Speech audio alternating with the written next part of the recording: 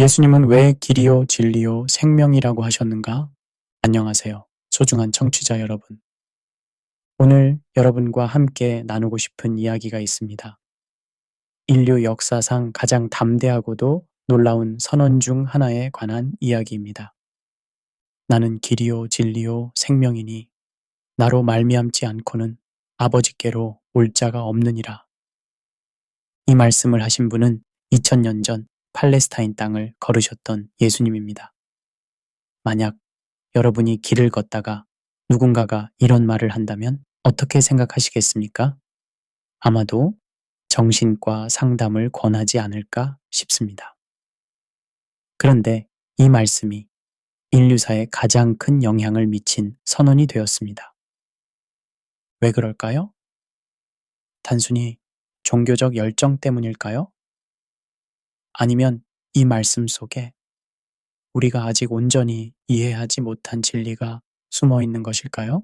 오늘 저는 여러분과 함께 이 질문을 탐구해 보고 싶습니다. 철학자의 눈으로, 역사가의 관점으로, 그리고 무엇보다 한 인간으로서 이 놀라운 선언의 의미를 함께 살펴보겠습니다. 제1장 길의 철학. 왜 예수님은 길이라고 하셨을까? 길이라는 것은 참으로 흥미로운 개념입니다. 고대 그리스 철학자들부터 현대의 실존주의자들까지 인간은 늘 올바른 길을 찾아 헤매왔습니다. 플라톤은 동굴의 비유를 통해 진리에 이르는 길을 설명했습니다. 동굴 안에서 그림자만 보며 살던 사람이 진짜 세계로 나아가는 여정. 그것이 철학자의 길이라고 했습니다. 아리스토텔레스는 황금 중용의 길을 제시했고 공자는 중용의 도를 말했습니다. 그런데 여기서 흥미로운 점이 하나 있습니다. 이 모든 현자들은 길을 제시했다는 것입니다. 길을 가르쳐 주었고 길을 안내했습니다. 마치 GPS처럼 말이죠. 이렇게 가면 됩니다. 저렇게 하면 목적지에 도착합니다. 그런데 예수님의 선언은 이와는 완전히 다릅니다. 예수님은 내가 길을 가르쳐 주겠다고 하지 않으셨습니다. 나는 길이다 라고 하셨습니다. 이것은 어떤 의미일까요? 독일의 실존주의 철학자 키에르케고르는 이렇게 말했습니다. 길은 걸어야 할 무엇이 아니라 길 자체가 되어야 할 누군가이다. 키에르케고르는 기독교 철학자였지만 그가 포착한 이 통찰은 매우 중요합니다. 생각해 보십시오. 우리가 서울에서 부산에 가려고 할 때 우리는 고속도로라는 길을 이용합니다. 그런데 그 길은 우리와 별개의 존재입니다. 우리는 그 길 위를 지나갈 뿐입니다. 하지만 예수님이 말씀하시는 길은 다릅니다. 예수님이 말씀하시는 길은 바로 인격과 인격의 관계적 개념입니다. 예수님은 우리가 이용할 수 있는 길이 아니라 우리와 관계를 맺는 길이십니다. 마치 친구가 내가 너와 함께 가겠다고 하는 것과 같습니다. 제가 어릴 때 일입니다. 처음으로 혼자 학교에 가게 되었는데 길을 잃을까봐 무척 걱정했습니다. 그때 할머니께서 이렇게 말씀하셨습니다. 걱정하지 마라. 내가 길이 되어주겠다. 그리고 정말로 며칠간 함께 걸어주셨습니다. 그때 저는 깨달았습니다. 길이란 단순히 도로가 아니라 함께 걸어주는 사람이 될 수도 있다는 것을 말입니다. 21세기를 살아가는 우리는 어떤 상황에 있을까요? 프랑스의 사회학자 지그문트 바우만은 현대를 액체 근대라고 불렀습니다. 모든 것이 유동적이고 불확실한 시대라는 뜻입니다. 과거에는 분명했던 가치관, 인생관, 세계관이 모두 흔들리고 있습니다. 젊은이들에게 인생의 목표가 무엇입니까? 라고 물어보면 많은 이들이 머뭇거립니다. 좋은 직장에 취업하는 것, 돈을 많이 버는 것, 행복하게 사는 것 같은 답변을 하지만 정작 그것이 왜 중요한지 그 다음은 무엇인지에 대해서는 명확하지 않습니다. 미국의 심리학자 빅터 프랭클은 의미를 찾아서 라는 책에서 이렇게 말했습니다. 인간은 의미를 찾는 존재이다. 의미를 잃으면 방향 감각을 잃는다. 현대인의 우울증과 불안증이 증가하는 이유 중 하나가 바로 이 의미의 부재 때문입니다. 그렇다면 예수님이 제시하시는 길은 어떤 특징이 있을까요? 첫째, 이 길은 관계적입니다. 추상적인 원리나 법칙이 아니라 살아계신 인격과의 관계입니다. 예수님을 따르는 것은 교리를 암송하는 것이 아니라 그분과 동행하는 것입니다. 둘째, 이 길은 변하지 않습니다. 유행이나 시대적 조류에 흔들리지 않습니다. 히브리서 13장 8절은 예수 그리스도는 어제나 오늘이나 영원토록 동일하시다고 말합니다. 셋째, 이 길은 목적지가 분명합니다. 단순히 길을 걷는 것이 목표가 아니라 하나님 아버지께로 가는 것이 목표입니다. 하지만 여기서 우리는 몇 가지 어려운 질문들과 마주하게 됩니다. 정말로 예수님만이 유일한 길일까요? 다른 종교의 길은 인정할 수 없는 것일까요? 이것은 현대다원주의 사회에서 가장 민감한 질문 중 하나입니다. 많은 사람들이 모든 종교는 결국 같은 산의 다른 길이라고 말합니다. 하지만 논리적으로 생각해보면 서로 다른 주장을 하는 종교들이 모두 참일 수는 없습니다. 불교는 영원한 영혼의 존재를 부정하는 반면 기독교는 영혼의 영원성을 주장합니다. 이슬람은 예수님의 신성을 부정하는 반면 기독교는 예수님의 신성을 핵심 교리로 삼습니다. 이런 상반된 주장들이 모두 참일 수는 없습니다. 영국의 기독교 변증학자 C.S. 루이스는 이에 대해 명쾌한 답변을 제시했습니다. 예수님의 신성 주장에 대해서는 세 가지 가능성만 있다고 했습니다. 거짓말쟁이, 미치광이, 아니면 정말로 주님이거나. 구약 성경에서도 하나님은 자신을 길로 표현하셨습니다. 시편 25편 4절에서 다윗은 이렇게 기도합니다. 여호와여 주의 도를 내게 보이시고 주의 길을 내게 가르치소서. 흥미롭게도 히브리어로 길을 뜻하는 단어는 데레크인데 이는 단순히 물리적인 길을 의미하는 것이 아니라 삶의 방식, 행동 양식을 의미합니다. 즉, 하나님의 길을 따른다는 것은 하나님의 성품과 뜻에 따라 사는 것을 의미합니다. 그리고 신약에서 예수님은 자신이 바로 그 하나님이심을 선언하셨습니다. 요한복음 14장 9절에서 나를 본 자는 아버지를 보았거늘 이라고 하셨죠. 그렇다면 예수님을 길로 받아들인다는 것은 구체적으로 무엇을 의미할까요? 첫째, 예수님을 인생의 최종 권위로 인정하는 것입니다. 중요한 결정을 내릴 때 예수님이라면 어떻게 하실까를 먼저 생각하는 것입니다. 둘째, 예수님의 가르침을 따라 살려고 노력하는 것입니다. 사랑, 용서, 겸손, 섬김의 가치를 실천하는 것입니다. 셋째, 예수님과의 개인적 관계를 키워가는 것입니다. 기도를 통해, 성경 읽기를 통해, 예배를 통해 그분과 더 깊이 교제하는 것입니다. 한 가지 생각해 볼 점이 있습니다. GPS가 아무리 정확해도 우리가 그 음성을 듣지 않고 다른 길로 가면 길을 잃게 됩니다. 마찬가지로 예수님이 길이라는 것을 머리로만 알고 실제로는 자기 뜻대로 살면 여전히 인생의 방향을 잃게 됩니다. 제2장 진리의 본질. 예수님이 진리라는 의미. 진리가 무엇이냐? 이 질문은 로마 총독 빌라도가 예수님께 던진 질문입니다. 하지만 이 질문은 빌라도만의 것이 아닙니다. 인류가 시작된 이래로 모든 철학자, 과학자, 종교인들이 고민해온 근본적인 질문입니다.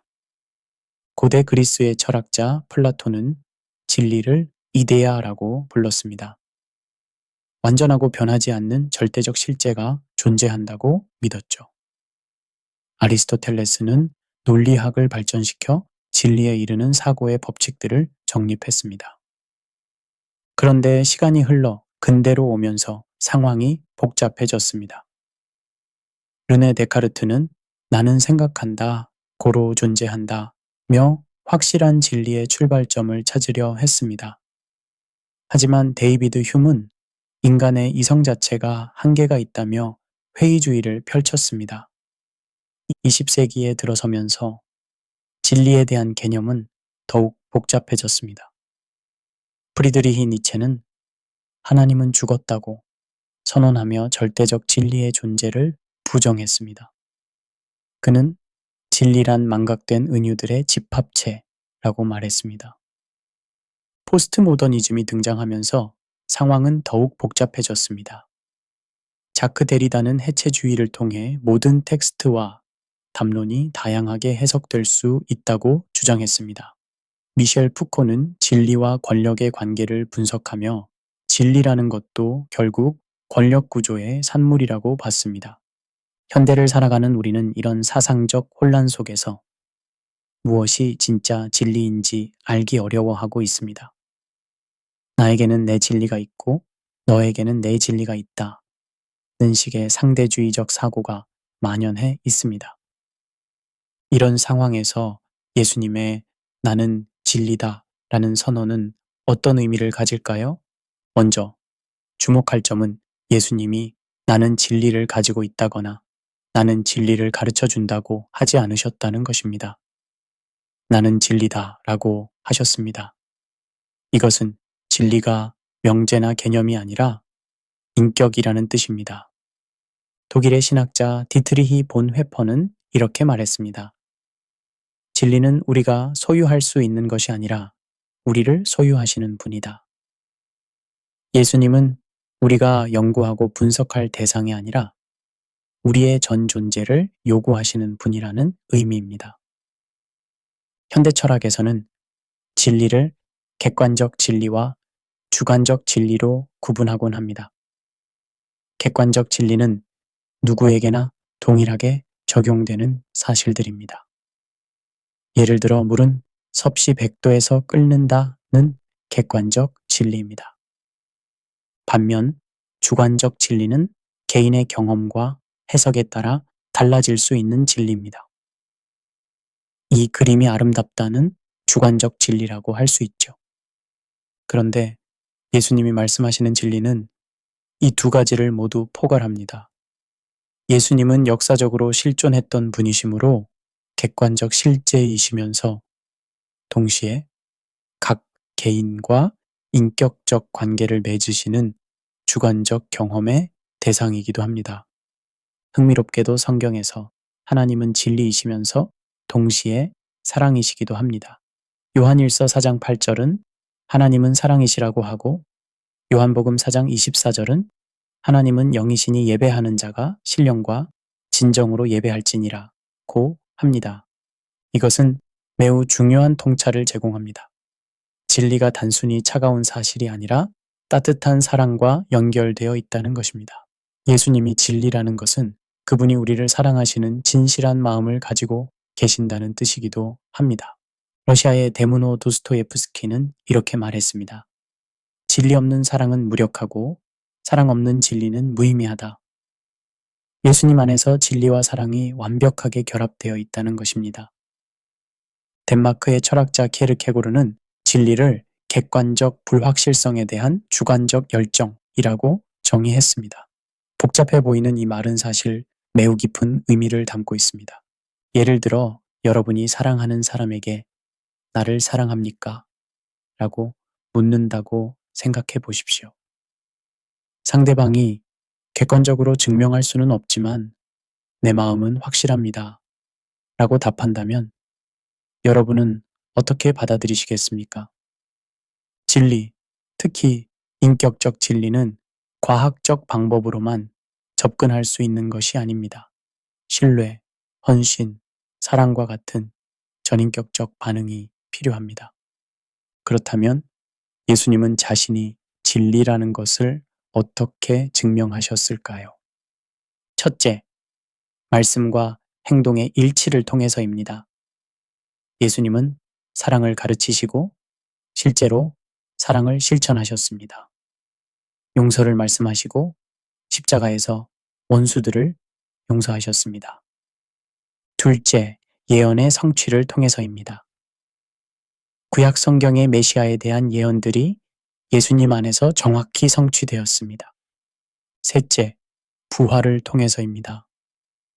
죽음을 이기고 부활하신 것은 예수님의 진리 주장에 대한 가장 강력한 증거입니다. 하지만 여전히 어려운 질문들이 남아 있습니다. 과학 시대에 종교적 진리를 어떻게 받아들일 수 있을까요? 이 질문에 대해 저는 이렇게 생각합니다. 과학과 종교는 서로 다른 영역의 질문에 답하려고 합니다. 과학은 어떻게? 라는 질문에 종교는 왜? 라는 질문에 답합니다. 스티븐 제이 굴드는 이를 비겹치는 교도권이라고 불렀습니다.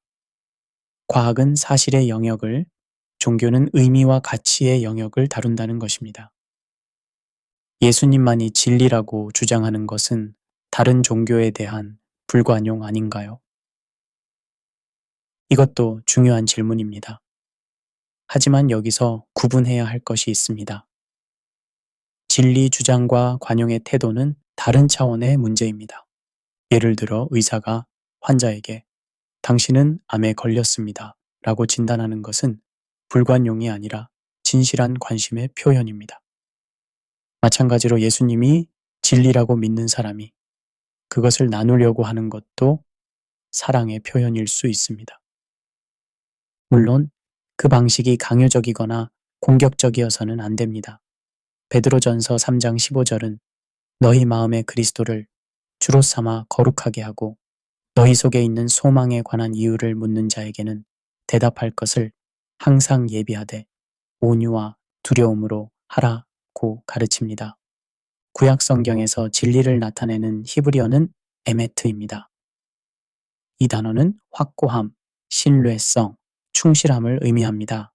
즉, 성경적 진리는 단순히 명제적 사실이 아니라 신뢰할 수 있는 인격의 특성입니다.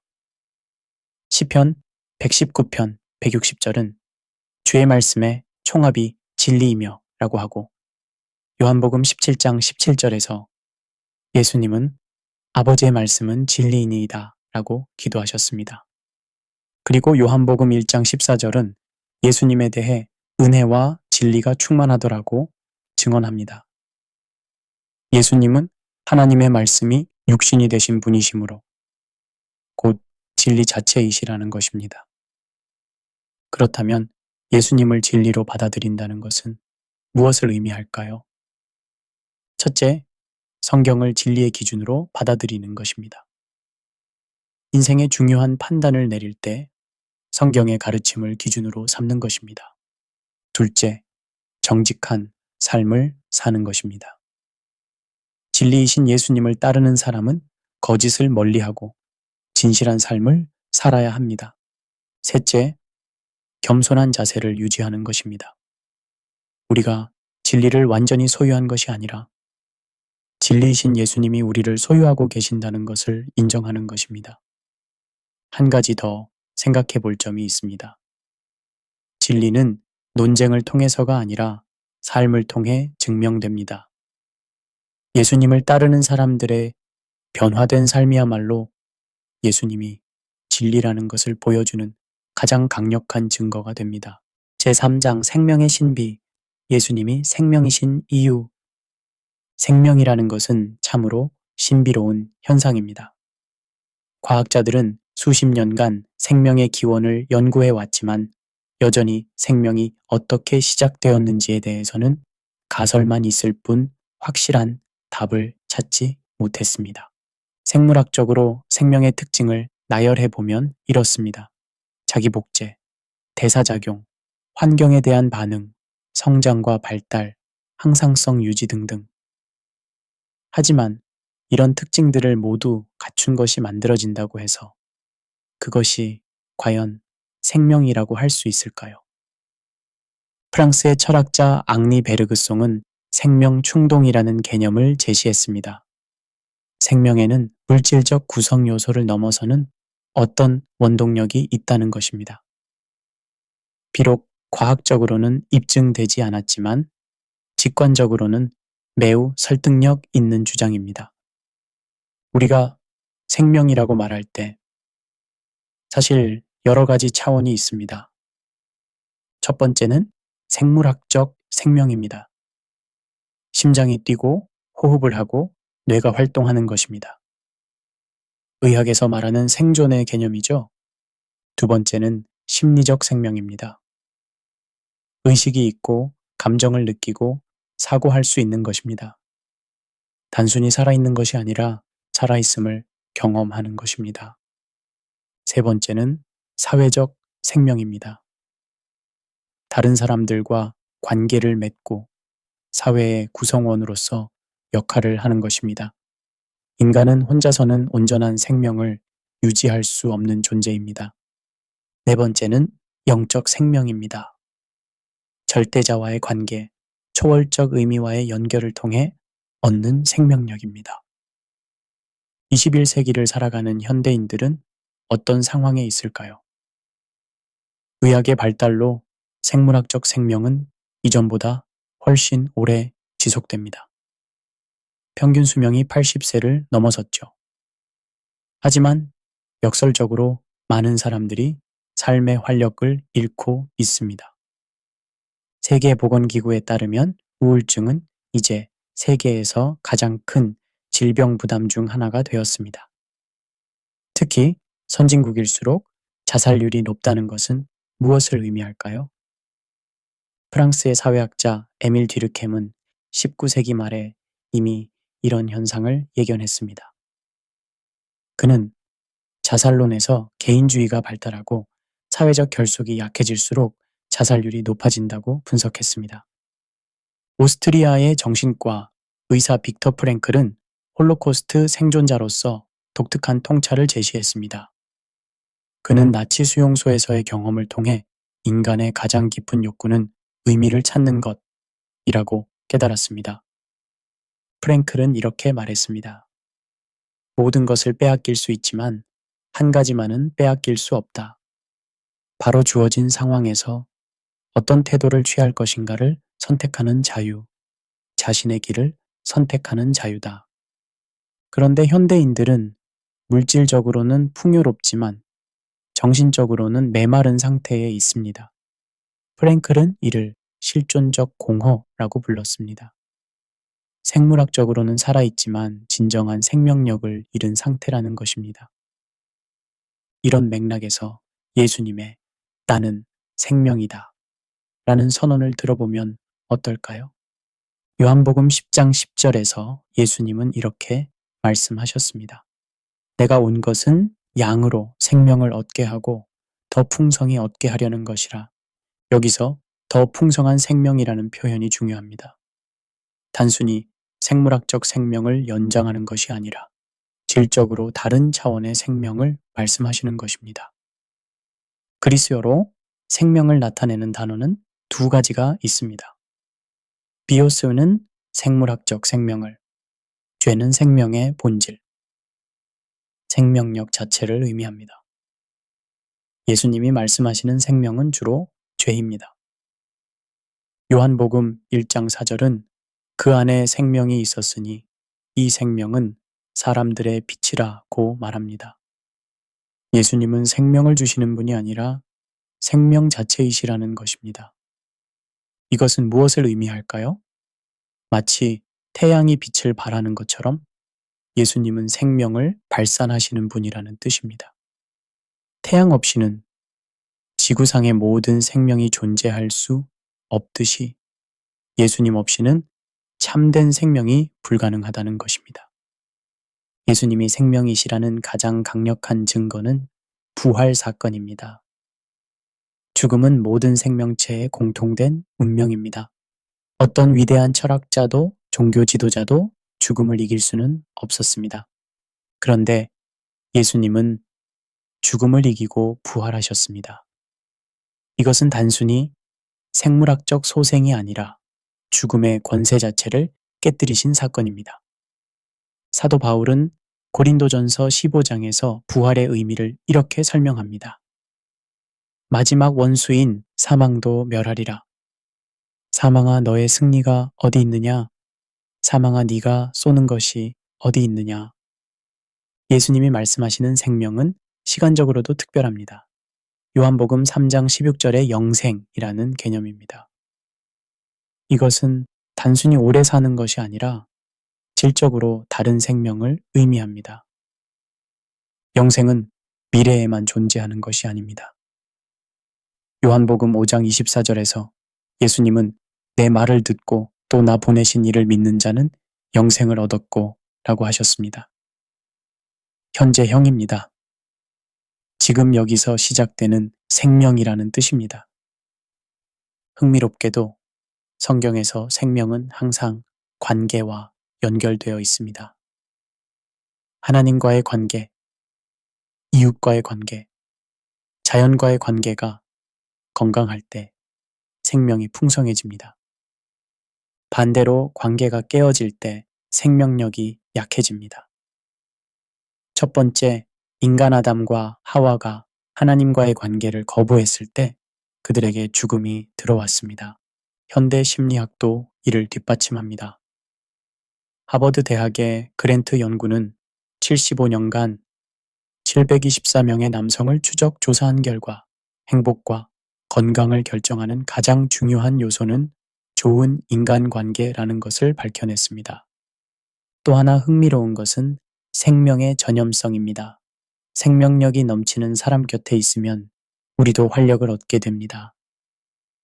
반대로 우울하고 부정적인 사람과 함께 있으면 우리도 기운이 빠집니다. 예수님 주변에 있던 사람들이 변화된 것도 이런 맥락에서 이해할 수 있습니다. 절망에 빠진 제자들이 부활하신 예수님을 만난 후 완전히 다른 사람이 되었습니다. 순교도 두려워하지 않는 담대함을 갖게 되었죠. 하지만 여기서도 어려운 질문들이 제기됩니다. 고통과 죽음이 존재하는 세상에서 예수님이 생명이라는 주장이 설득력이 있을까요?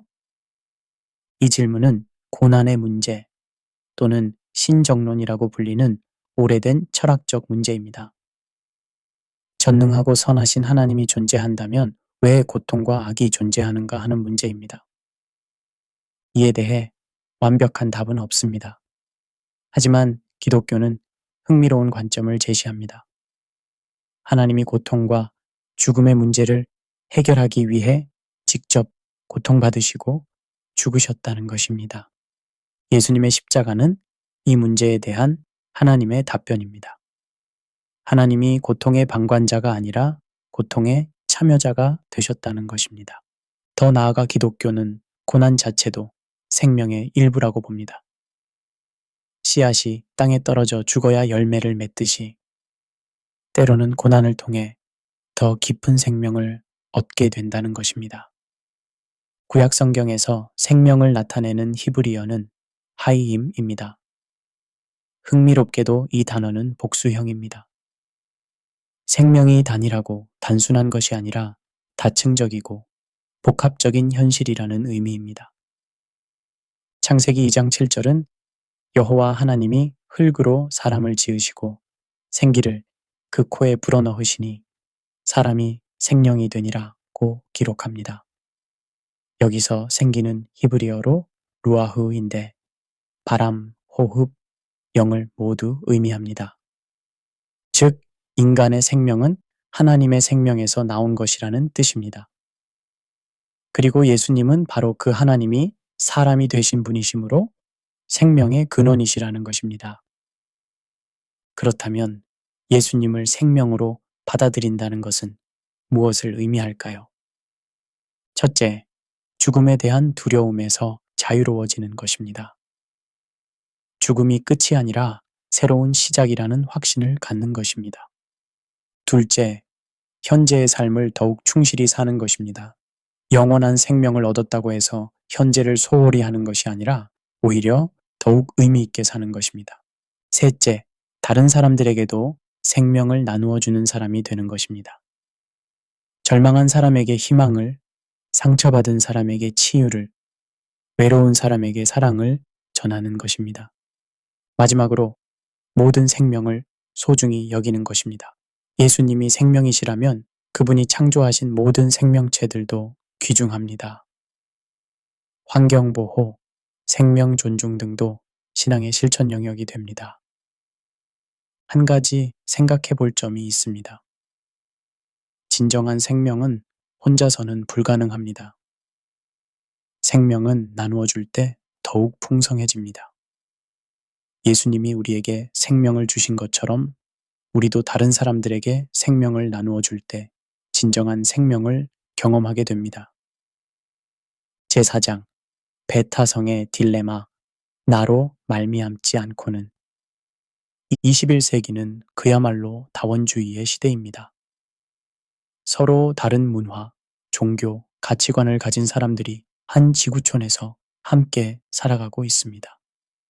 이런 상황에서 나로 말미암지 않고는 아버지께로 올 자가 없다는 예수님의 말씀은 많은 사람들에게 불편함을 줍니다. 왜 예수님만이 유일한 길이어야 하는가? 다른 종교들도 나름의 진리를 가지고 있지 않은가? 이런 배타적 주장은 종교 갈등을 부추기는 것 아닌가? 이런 질문들은 결코 무시할 수 없는 중요한 문제들입니다. 실제로 역사상 많은 종교 전쟁과 갈등들이 이런 배타적 진리 주장에서 비롯되었기 때문입니다. 종교다원주의는 언뜻 보면 매우 매력적입니다. 모든 종교는 결국 같은 산을 오르는 서로 다른 길이다 라는 주장은 평화롭고 포용적으로 들립니다. 영국의 종교 철학자 존 힉은 이런 관점을 체계화했습니다. 그는 모든 종교가 궁극적 실제를 향한 서로 다른 문화적 반응이라고 주장했습니다. 마치 장님이 코끼리를 만지는 이야기처럼 각 종교는 진리의 일부분만을 파악하고 있다는 것입니다. 하지만 이런 관점에는 논리적 문제가 있습니다. 서로 다른 종교들이 모순되는 주장을 하고 있기 때문입니다. 불교는 영원한 개별 영혼의 존재를 부정합니다. 반면 힌두교는 아트만, 즉 개별 영혼의 영원성을 핵심 교리로 삼습니다. 이슬람은 예수님의 신성을 명확히 부정하는 반면 기독교는 이를 핵심 교리로 여깁니다. 이런 상반된 주장들이 모두 참일 수는 없습니다. 논리학의 모순율에 따르면 A와 넌 A가 동시에 참일 수는 없습니다. 옥스퍼드 대학의 종교 철학자 리처드 스윈번은 이렇게 말했습니다. 종교 다원주의는 표면적으로는 관용적으로 보이지만 실제로는 모든 종교의 핵심 주장들을 무의미하게 만든다. 그렇다면 예수님의 배타적 주장은 어떤 근거에 기반하고 있을까요? 첫째, 죄의 문제입니다. 기독교는 인간이 근본적으로 죄된 존재이며 스스로는 하나님께 나아갈 수 없다고 가르칩니다. 이사야 59장 2절은 오직 너희 죄악이 너희와 너희 하나님 사이를 갈라놓았고 라고 말합니다. 둘째, 하나님의 거룩함입니다. 완전히 거룩하신 하나님과 죄된 인간 사이에는 건널 수 없는 간격이 있습니다. 이 간격을 메우려면 중보자가 필요합니다. 셋째, 예수님의 유일성입니다. 예수님은 완전한 하나님이시면서 동시에 완전한 인간이십니다. 따라서 하나님과 인간 사이의 유일한 중보자가 되실 수 있습니다. 흥미롭게도 기독교의 배타성은 동시에 놀라운 포용성을 담고 있습니다. 누구든지 예수님을 믿으면 구원받는다. 는 것은 인종, 성별, 사회적 지위에 관계없이 모든 사람에게 열려있는 길입니다. 1세기 로마 제국에서 이것은 혁명적이었습니다. 유대인과 이방인, 남성과 여성, 자유인과 노예가 동등하게 하나님의 자녀가 될 수 있다는 메시지였기 때문입니다. 사도 바울은 갈라디아서 3장 28절에서 이렇게 선언했습니다. 너희는 유대인이나 헬라인이나 종이나 자유인이나 남자나 여자나 다 그리스도 예수 안에서 하나이니라. 기독교의 배타적 진리 주장이 어떤 역사적 결과를 가져왔는지 살펴보는 것도 중요합니다. 부정적 측면도 분명히 있습니다. 십자군 전쟁, 종교 재판, 반유대주의 등 기독교의 이름으로 저질러진 악행들이 있었습니다. 하지만 이런 것들이 과연 예수님의 가르침에 충실한 것이었는지는 의문입니다. 긍정적 측면도 많습니다. 병원과 학교의 설립, 노예제 폐지 운동, 인권 운동, 사회복지제도의 발전 등에서 기독교가 선구적 역할을 했습니다. 그렇다면 진리에 대한 확신과 타인에 대한 관용을 어떻게 조화시킬 수 있을까요? 영국의 기독교 변증학자 존 스토트는 이렇게 말했습니다. 우리는 메시지에 대해서는 타협하지 않되 방법에 있어서는 관용적이어야 한다.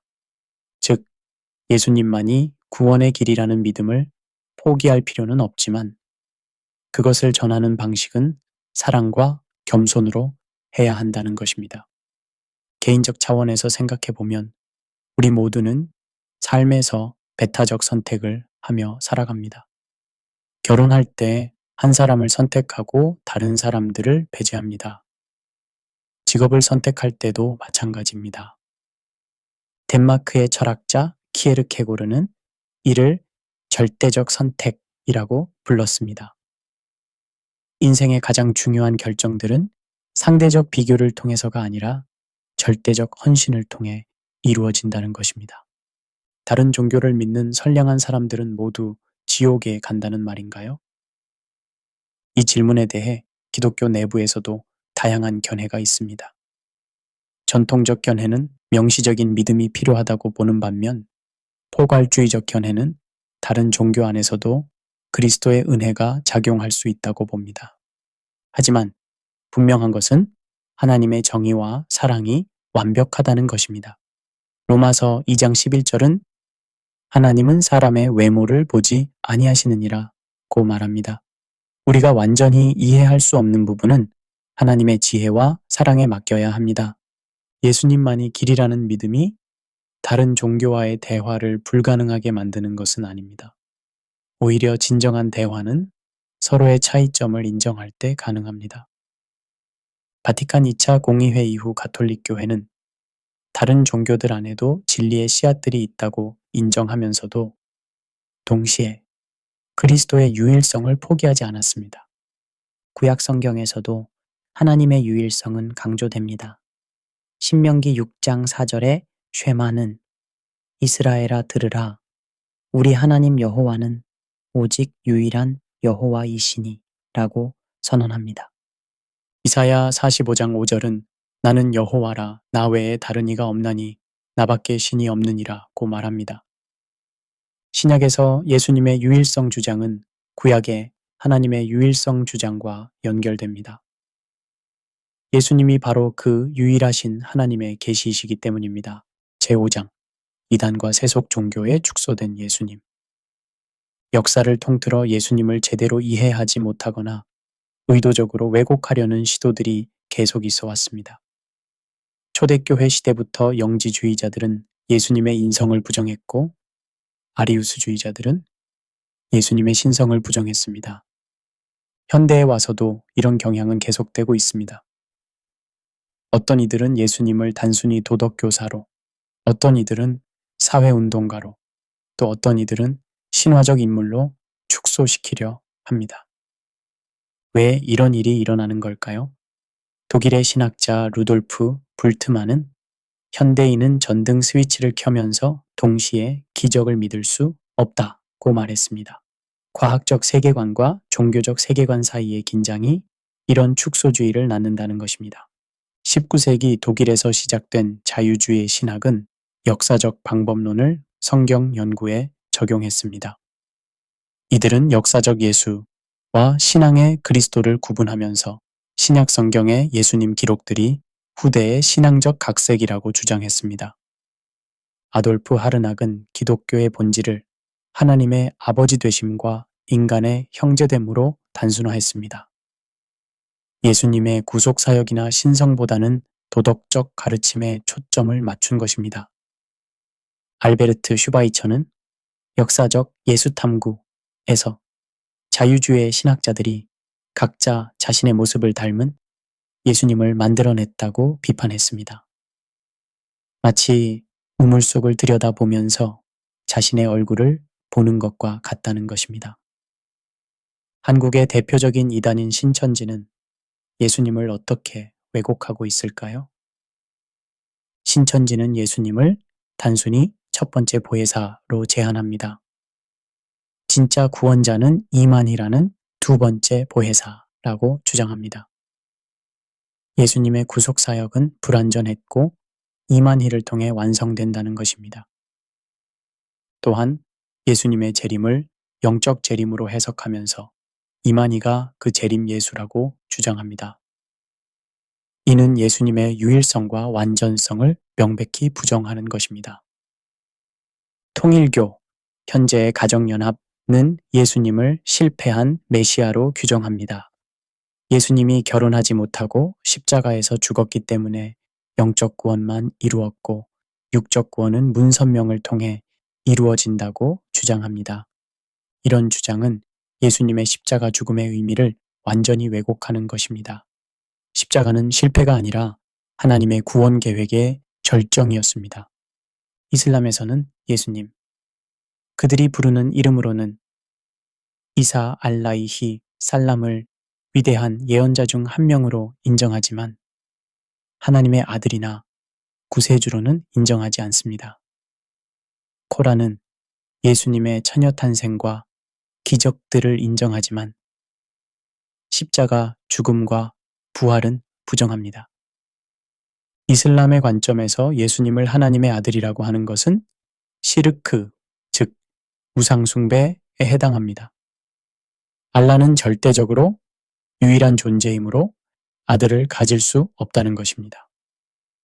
정통 유대교에서는 예수님을 거짓 메시아로 봅니다. 메시아는 다윗의 후손으로 와서 이스라엘을 정치적으로 해방시키고 성전을 재건해야 하는데 예수님은 그런 일을 하지 못했다는 것입니다. 또한 유대교에서는 메시아의 신성을 부정합니다.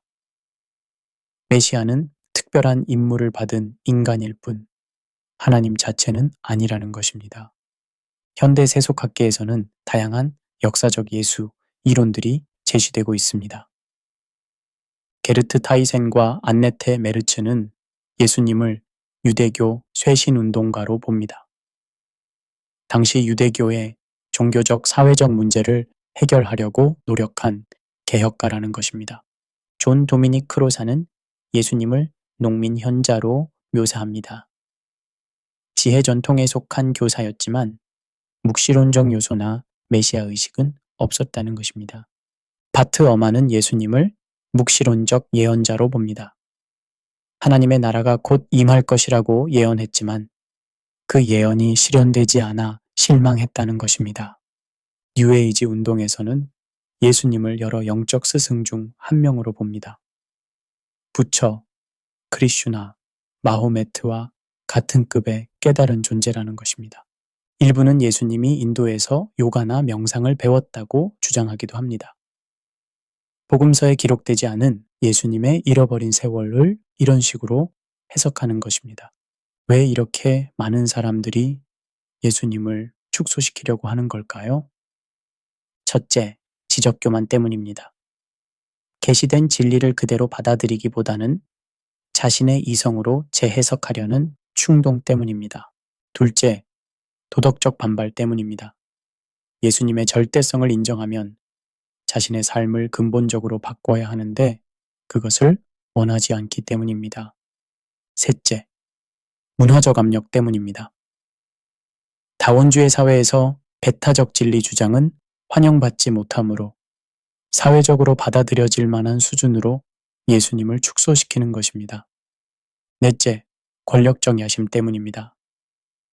이단 교주들의 경우 자신이 예수님과 같거나 그보다 높은 위치에 서려는 욕망 때문입니다. 성경은 예수님에 대해 무엇이라고 증언할까요? 요한복음 1장 1절. 태초에 말씀이 계시니라. 이 말씀이 하나님과 함께 계셨으니 이 말씀은 곧 하나님이시니라.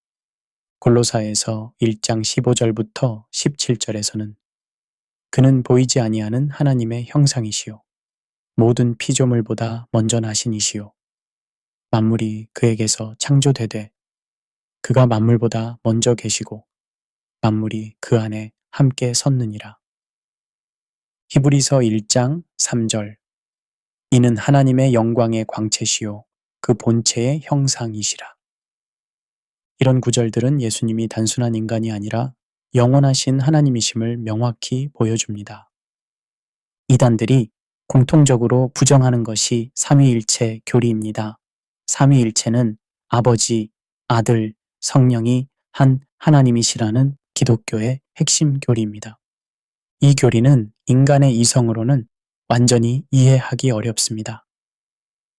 하지만 성경의 증언을 종합해보면 이것이 가장 적절한 표현임을 알 수 있습니다.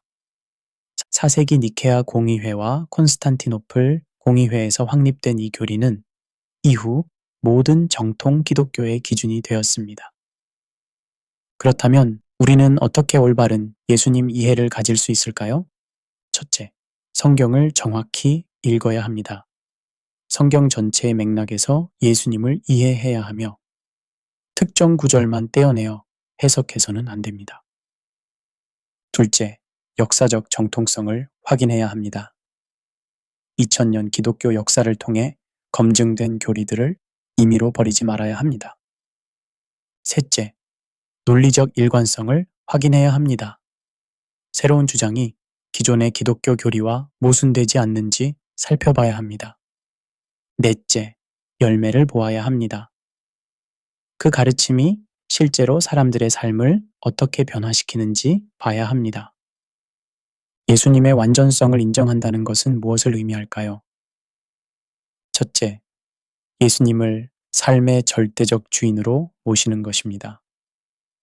선택적으로 따를 것이 아니라 전적으로 순종하는 것입니다.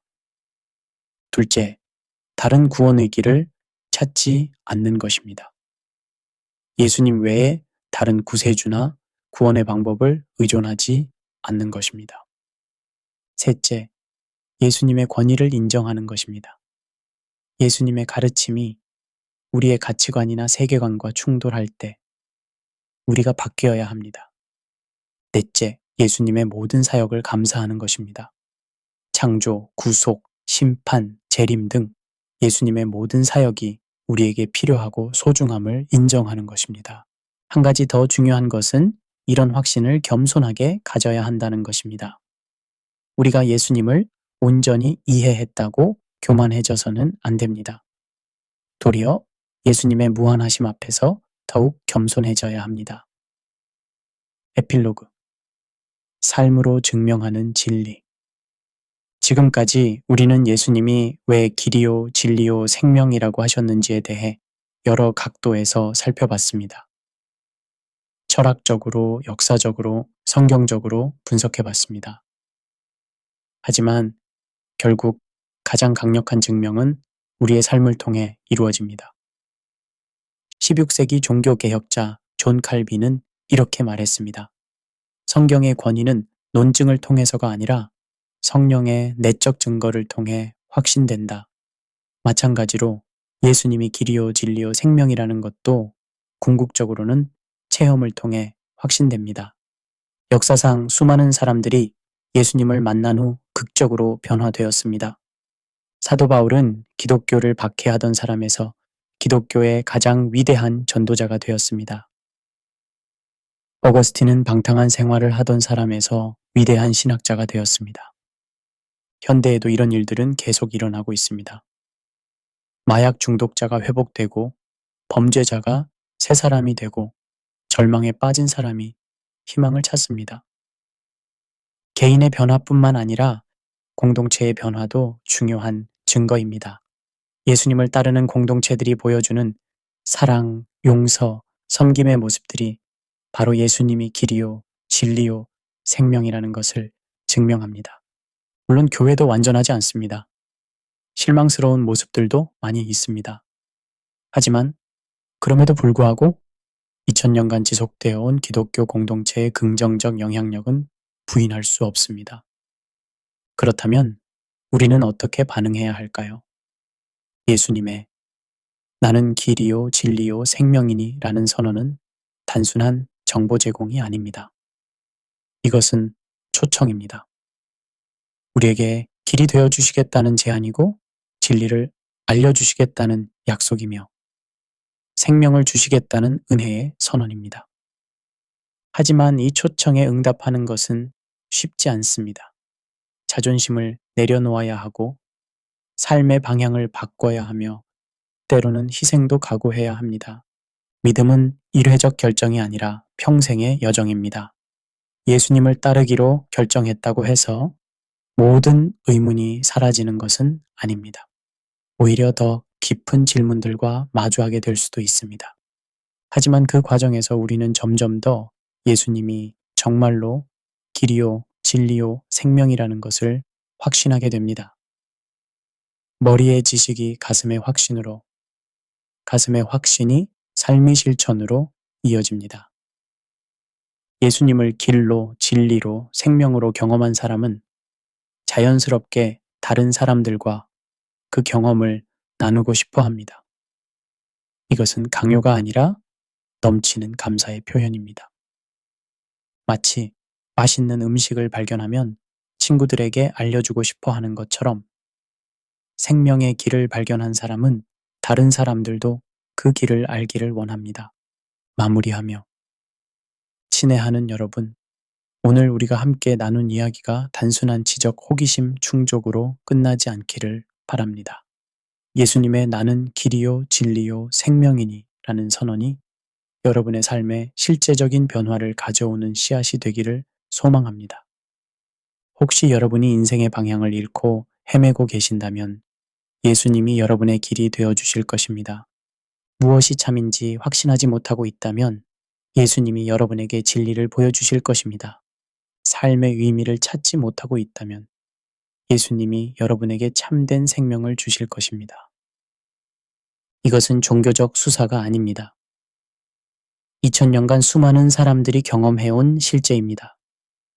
그리고 지금도 여러분을 기다리고 계시는 살아계신 예수님의 초청입니다. 마지막으로 예수님의 말씀으로 우리의 대화를 마무리하겠습니다. 수고하고 무거운 짐진 자들아 다 내게로 오라. 내가 너희를 쉬게 하리라. 나는 마음이 온유하고 겸손하니 나의 멍에를 메고 내게 배우라. 그리하면 너희 마음이 쉼을 얻으리니 이는 내 멍에는 쉽고 내 짐은 가벼움이라. 이 초청이 오늘 여러분의 마음에 닿기를 간절히 기도합니다. 감사합니다.